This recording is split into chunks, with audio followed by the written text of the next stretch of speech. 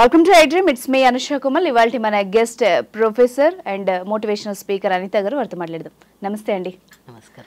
యూజువల్గా మనం సోషల్ మీడియాలో చాలా చిన్న స్థాయి నుంచి పెద్ద స్థాయికి ఎదిగిన వాళ్ళు, సామాన్యులు సైతం సెలబ్రిటీలు అవడం మంచి విషయమే అది. బట్ కొందరు అదే పేరు వచ్చిన తర్వాత కొన్ని వివాదాలు ఎదుర్కోవడం మనం ఇప్పుడు చూస్తున్నాం. ప్రజెంట్ హర్ష సాయి కానీ, గతంలో షణ్ముఖ్ కానీ, ఇప్పుడు జానీ మాస్టర్ ఇష్యూ కానీ, వీళ్ళందరూ కూడా ఒక స్థాయికి వెళ్ళిన తర్వాత వివాదాలు వాళ్ళని చుట్టుముడుతున్నాయి. అసలు నా క్వశ్చన్ ఏంటంటే, మామూలు జనాలు వీళ్ళని ఏ విధంగా చూడాలి, ఎంతవరకు అభిమానం హద్దుల్లో ఉండాలి ఒక రకంగా అంటే ఏం చెప్తారు? మంచి క్వశ్చన్ అండి. ఇవాళ ఐ థింక్ చాలామంది సెలబ్రిటీస్ కూడా ఈ ఇష్యూ గురించి రేస్ చేశారు చాలా సందర్భాల్లో కూడా. మనం ఏంటంటే సెలబ్రిటీస్ అనేసరికి ఒకలాంటి క్రేజ్ ఉంటుంది వాళ్ళకి. వాళ్ళు చేసే ప్రతి దానిని మనం ఇమిటేట్ చేయడం అనే ఒక స్వభావం ఉంటుంది. అవును, సినిమాలను చూసి ఇమిటేట్ చేసి చాలామంది ఆపదలు తెచ్చుకున్న సందర్భాలు కూడా ఉంది. అసలు వాళ్ళు సినిమాలో చేసేటప్పుడు వాళ్ళకి ఎంతో మంది సపోర్ట్ ఉండి గైడెన్స్ చేస్తూ కొన్ని స్టంట్స్ చేస్తారు. మామూలు వ్యక్తులు వాళ్ళని ఇమిటేట్ చేయాలన్న ఉద్దేశంతో యూట్యూబ్లో వీడియోలు పెట్టుకొని పాపులర్ అవ్వాలన్న ఉద్దేశంతో ఎటువంటి ప్రొటెక్షన్ లేకుండా చేసుకొని ప్రాణాలు పోగొట్టుకునే సందర్భాలు కూడా చాలా ఉన్నాయి.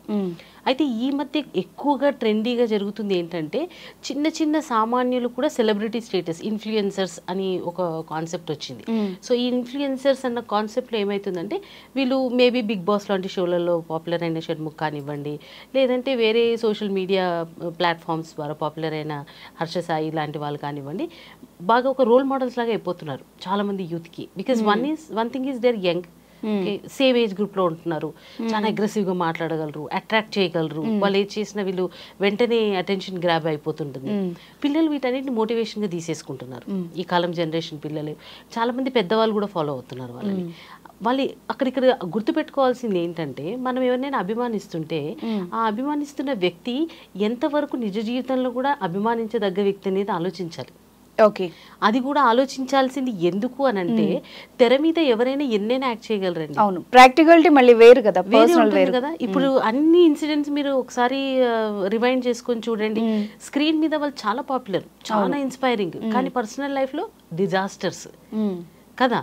అంటే వాళ్ళు ఎవరు రియల్ హీరో అండి? ఎవరైతే తమ పర్సనల్ లైఫ్ని ప్రొఫెషనల్ లైఫ్ని బ్యాలెన్స్ చేయగలరు. వాళ్ళు ఏమి అనుభవిస్తున్నారో పైన చూపించడం కూడా అదే అవ్వాలి. ఇప్పుడు సినిమాలో అనుకోండి, ఒక కథ కాబట్టి దానికి ప్రకారంగా యాక్ట్ చేస్తారు. దాన్ని మనం ఏం అనలేము. ఇప్పుడు విలన్ రియల్ లైఫ్లో కూడా విలన్ ఉండాలా అని అనడానికి లేదు, ఎందుకంటే క్యారెక్టర్ అది. కానీ ఇట్లాంటి సోషల్ మీడియా ప్లాట్ఫామ్స్లో ఏం చేస్తున్నారంటే, జనాలకు చూపించడం కోసము చారిటీ పేరు మీద మేము సేవ చేస్తున్నాము, ఓకే మేము చాలా మంచి వాళ్ళము, మంచి మాటలు చెప్తారు, మీకు తీయగా విషయాలను ఎక్స్ప్లెయిన్ చేస్తారు, మిమ్మల్ని అట్రాక్ట్ చేస్తారు. కానీ వాళ్ళ పర్సనల్ లైఫ్లో వాళ్ళు పెద్ద రౌడీ టైప్ ఆఫ్ బిహేవియర్ అయి ఉండొచ్చు. వాళ్ళు ఎవరిని ఎలా హెరాస్ చేస్తున్నారు. ఇప్పుడు వచ్చిన కేసులో కూడా అదే. ఇప్పుడు పైకి చెప్పడానికి మంచి డాన్స్ మాస్టర్, కానీ వెనకాల జరిగిన కేసు ఏంటి? Rape case. సో వాళ్ళ పర్సనల్ లైఫ్లో అటాచ్ అయిన వ్యక్తులతో వీళ్ళ రిలేషన్ ఎలా ఉందనేది మీకు తెలీదు, నాకు తెలీదు. అవును, అభిమానించడానికి మితిమీరిన అభిమానం మీరు పెంచుకుంటే, వాళ్ళ పర్సనల్ లైఫ్లో ఇలాంటి విషయాలు జరిగినప్పుడు మీకేమైపోతుందంటే, అరే ఎవరిని నమ్మాలి ఎవరిని నమ్మకూడదు అన్న ఒక కన్ఫ్యూజన్ యూత్లో ఏర్పడిపోతుంది. సో అభిమానానికి ఒక హద్దు ఉండాలి. వాళ్ళు కూడా మనలాంటి మనుషులే అని ఒక ఆలోచన ఉండాలి. వాళ్ళని మనం తెర మీద ఆ పాత్ర వరకు అభిమానించాలి. బియాండ్ దట్ వాళ్ళని మీరు పర్సనల్గా తీసేసుకొని మీ లైఫ్లో కూడా ఇంప్లిమెంట్ చేసుకోకూడదు. అప్పుడు ఏమైపోతుందంటే, మీకున్న ఓన్ ఐడెంటిటీని మీరు వదిలేసి ఎవరో ఫేక్ ఐడెంటిటీని మీరు తీసుకోవడం కాకుండా, రేపు ఇలాంటి సంఘటనలు జరిగితే అచ్చా ఆయన చేస్తే తప్పు లేదుగా నేను చేస్తే ఎందుకు తప్పు అనుకొని పిల్లలు రేపు ఇవన్నీ కూడా తీసుకోవచ్చు. ఓకే కదండి. వాళ్ళ మీద సెలబ్రిటీస్ కూడా వాళ్ళు ఒక సెలబ్రిటీ స్టేటస్ సాధించిన తర్వాత పబ్లిక్ ప్లాట్ఫామ్స్లో ఎలా బిహేవ్ చేస్తారో బాగా తెలుసుకొని బిహేవ్ చేయాలండి. ఎందుకంటే మీకు తెలియకుండానే మీరు కొన్ని లక్షల మందిని ఇన్ఫ్లుయెన్స్ చేస్తున్నారు. అవును, మీ ఒక మాట, ఒక పదము, ఒక బిహేవియర్ కొన్ని కోట్ల లక్షల మందిని ఇన్ఫ్లుయెన్స్ చేసేస్తుంది. అదొక మంచి పద్ధతిలో అయితే పర్వాలేదు, ఏదన్నా వివాదం లేకపోతే ఇలా అన్నప్పుడు చాలా డ్యామేజ్ చేస్తుంది. అంటే మీరు సినిమాలు కమర్షియల్ పర్పస్ కోసం, మీ ప్రొఫెషనల్ లైఫ్ కోసం చేస్తున్నారు అనుకుంటారు, కానీ అది మాలాంటి చాలా మంది వ్యక్తులకి ఒక ఆదర్శం కదా. అభిమానించే వాళ్ళని మీరు మీరు వాళ్ళ దగ్గరికి వెళ్ళకుండానే వాళ్ళు మార్చగలిగే సాధనం. అవును, మీరు ప్రొఫెషనల్ లైఫ్లో ఎలా ఉన్నా కూడా జనాల ముందుకు వచ్చేటప్పుడు వాళ్ళని అట్రాక్ట్ చేస్తున్నారన్న ఒక విషయాన్ని మర్చిపోకుండా ఉంటే మీరు మాట్లాడే ప్రతి మాట ఆలోచించి మాట్లాడతారు. ఎలా అంటే అలా బిహేవ్ చేయరు. చాలామంది సెలబ్రిటీస్లో ఇది చూస్తామండి మనం. వాళ్ళు సినిమాల్లో చాలా మంచి క్యారెక్టర్గా చేసినా కూడా ఏదైనా మీటింగ్స్, పబ్లిక్ మీటింగ్స్, ఏదైనా ఉంటాయి కదా మనకి ఫిలిం మీటింగ్స్, ఇట్లాంటి వాటి దగ్గర చిన్న సిల్లీ మిస్టేక్స్ చేసేసి జనాల్లో తిట్టించేసుకోవడం మొదలు పెడతారు. సోషల్ మీడియా వచ్చిన దగ్గర నుంచి ఈ ట్రోలింగ్స్ ఇవన్నీ ఎక్కువైపోతున్నాయి. సో వాళ్ళ క్యారెక్టర్ ఎట్లాంటిది, ఇవన్నీ అసాసినేషన్స్ ఇవన్నీ కూడా జరుగుతున్నాయి. సో మనము ఒక కైండ్ ఆఫ్ జోన్లో ఇప్పుడు ఉన్నాం. ఆ జోన్ ఎంత సెన్సిటివ్ అంటే మనకు తెలియకుండానే ఎన్నో వేల మెసేజెస్ ఎవ్రీడే ఒక్కొక్కరు డిరైవ్ చేసుకుంటున్నారన్న విషయం సెలబ్రిటీస్ గుర్తుపెట్టుకోవాలి.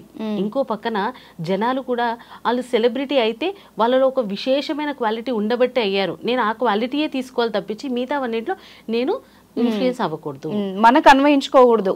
అదంతా మీరు నచ్చింది, నటన నచ్చింది, వాళ్ళ మాట విధానం నచ్చింది, వాళ్ళ పాట నచ్చింది, వాళ్ళ డైలాగ్ నచ్చింది, అభిమానించండి, దాన్ని ఇమిటేట్ చేయండి, నలుగురిని మీరు ఎంటర్టైన్ చేయండి. కానీ వాళ్ళు చేసే ప్రతిదీ ఇన్స్పైర్ అయిపోయి వాళ్ళతోటే వాళ్ళే ఇంకెక్కువ, వాళ్ళ గురించి ఇంకెవరైనా మాట్లాడితే మీరు వాళ్ళని కూడా తిట్టి మీకు లేని శత్రుత్వాలను కూడా పెంచుకుని ఇంత పిచ్చి అభిమానం ఉండకూడదండి. గుర్తుపెట్టుకోవాలి, ఎవరైనా మనుషులే, వాళ్ళకి పర్సనల్ లైఫ్ ఉంటుంది. వాళ్ళు బయటకు వచ్చినప్పుడు అసలు నాకు ఒక చోట అయితే అర్థం కాదండి, ఈ సెలబ్రిటీస్ ఈవెంట్స్ చేసినప్పుడు ఎలా ఎగబడిపోతారండి, ఏం సాధిస్తారు అసలు. నేను ఈ విషయం గురించి ఛాన్సాలు అనుకుంటుంటాను తెలుసా. ఆయన మనలాగే మనిషే కదా, ఒక అచీవ్మెంట్ చేశారు, మీరు గౌరవిస్తున్నారు ఆ విషయాన్ని. అదే పద్ధతి గౌరవాన్ని ఎక్స్ప్రెస్ చేయడానికి మీద పడిపోయి, ఆయన స్టేజ్ మీద ఉన్న పరిగెట్టుకుంటూ వచ్చి ఆయన మీద పడిపోయి, కాళ్ళ మీద పడిపోయి, ఇవన్నీ చూస్తుంటాం కదా పెద్ద పెద్ద స్టార్స్ని లాగేయడాలు.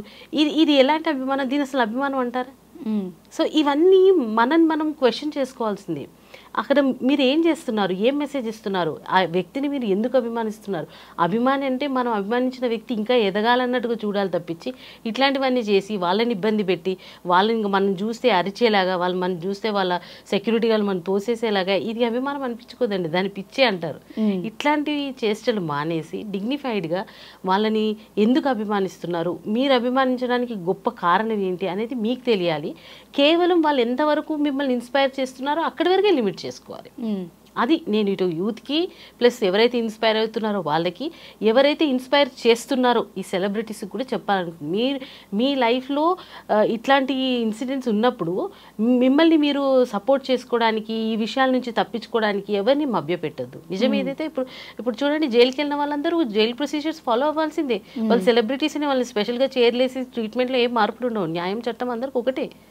కానీ మీరు అక్కడ కోల్పోయింది ఏంటి, ఒక వాల్యుబుల్ రెస్పెక్ట్ ఇట్లాంటి పనులు చేయడం వల్ల. సో ఫేక్ ఐడెంటిటీ కోసం ఎవరు ట్రై చేయొద్దు, అది ఎక్కువ రోజులు నిలబడదు. ఈ నిజం అందరు తెలుసుకోవాలి. Right, thank you very much అండి.